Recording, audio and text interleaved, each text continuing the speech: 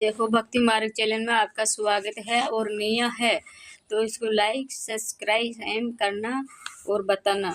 आपको ये आश्विन मास की इंद्रायणी एकादशी की कथा सुना रही हूँ।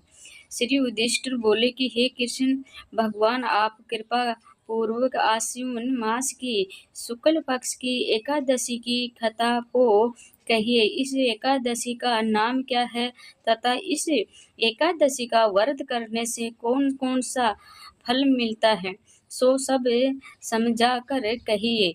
इस पर श्री कृष्ण भगवान बोले कि हे राजन, आश्विन मास के कृष्ण पक्ष की एकादशी का नाम इंद्राय। इस एकादशी का व्रत करने से समस्त पाप नष्ट हो जाते हैं। इस व्रत के करने से नरक में गए हुए पितरों का उद्धार हो जाता है। हे राजन, इस एकादशी की कथा सुनने मात्र से ही वाजिए यज्ञ का फल मिलता है। प्राचीन सत्ययुग में महिष्मति नामक की नगरी में इंद्रसेन नामक का एक प्रतापी राजा राज्य करता था। वह पुत्र एवं पौत्र, धन, ध्यान आदि संपूर्ण और सदैव शत्रुओं का नाश करने वाला तथा एक समय जबकि राजा अपनी ही राजसभा में सुखपूर्वक बैठे था, महेश नारद आकर मार्ग से उतरकर वह आए। नारद जी को देखकर राजा आसन से उठे और हृदय आदि से उसकी पूजा करके आसन दिया। महेश नारद जी बोले कि हे राजन, आपकी राज्य में सब कुशल है। आपकी धर्म परायणता देख कर अत्यंत प्रसन्न हूँ। जब राजा बोला कि हे महेश, आपकी कृपा से मेरे राज्य में सब कुशल पूर्वक है तथा आपकी कृपा से मेरे समस्त यज्ञ कर्म आदि सफल हो गए हैं। हे देव, अब आपकी क्या आज्ञा है। इस पर नारद जी बोले कि हे राजन, मुझे एक महान आश्चर्य हो रहा है कि एक समय जब मैं ब्रह्मलोक से यमलोक को गया था, उस समय यमराज की सभा के मध्य में तुम्हारे पिताजी मिले थे, मेरे को मिले थे। तुम्हारे पिता महान या ज्ञानी, दानी तथा धर्मात्मा, वह एकादशी के व्रत के बिगड़े जाने से यमलोक को गए हैं।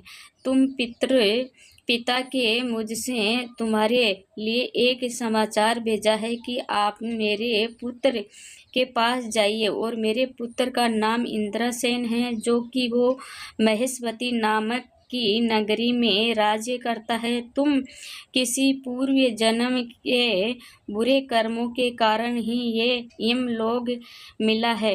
यदि मेरा पुत्र इंद्रसेन आश्विन मास के कृष्ण पक्ष की इंद्राया एकादशी का व्रत करके और उस व्रत को मुझे दे दे तो मेरी मुक्ति हो जाएगी। इस लोक से छूटकर मैं स्वर्ग लोक में वास करूँगा।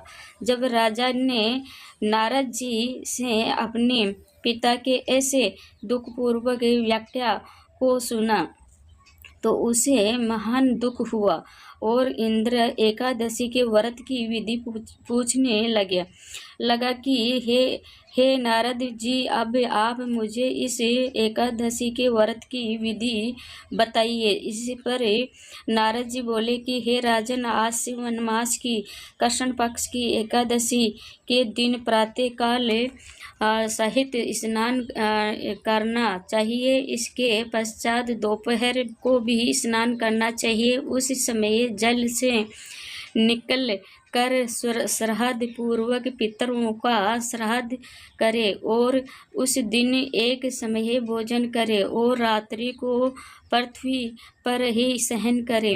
इसके दूसरे दिन अर्थात एकादशी के दिन प्रातःकाल दातुन करके और स्नान करे। उसके पश्चात भक्तिपूर्वक व्रत धारण कर और कहना चाहिए कि मैं आज निराहार रहूँगा और समस्त भोगों का त्याग दूंगा। इसके पश्चात कल भोजन करूँगा। हे भगवान, आप मेरी रक्षा करने वाले हैं, आप मेरे व्रत को निभाइए। इस प्रकार आचरण करके दोपहर को शालिग्राम जी की मूर्ति को स्थापित करें और उत्तम ब्राह्मणों को बुलाकर भोजन करवाए और दक्षिणा दे। भोजन में कुछ हिस्से को गऊ को दो और विष्णु भगवान की धूप दीप नैवेद्य आदि से पूजा करके और रात्रि को जागरण करो। इसके उपरांत द्वादशी के दिन मौन होकर बंधु भाइयों सहित भोजन कराओ। राजन, इस प्रकार करने से इंदिरा एकादशी के व्रत की विधि है। हे राजन, यदि तुम आलस्य सहित होकर इस एकादशी के व्रत को करोगे तो तुम्हारा पिताजी अवश्य ही स्वर्ग लोक को जाएंगे। हे महेश, नारद राजा को सब उपदेश देकर अंतर्ध्यान हो गए और राजा इंदिरा एकादशी के आने पर उसका विधि पूर्वक व्रत किया। बंधु बांधवों सहित इस व्रत के करने से आकाश से पुष्पों की वर्षा हुई और राजा का पिता यमलोक से रथ पर चढ़कर स्वर्ग लोक को गया। राजा इंद्रसेन भी इस एकादशी के व्रत के प्रभाव से इस लोक में सुख भोग कर अंत में स्वर्ग लोक को गए। हे श्री कृष्ण भगवान बोले कि हे धर्मराज युधिष्ठिर, ये मैंने तुम्हें सामने इंदिरा एकादशी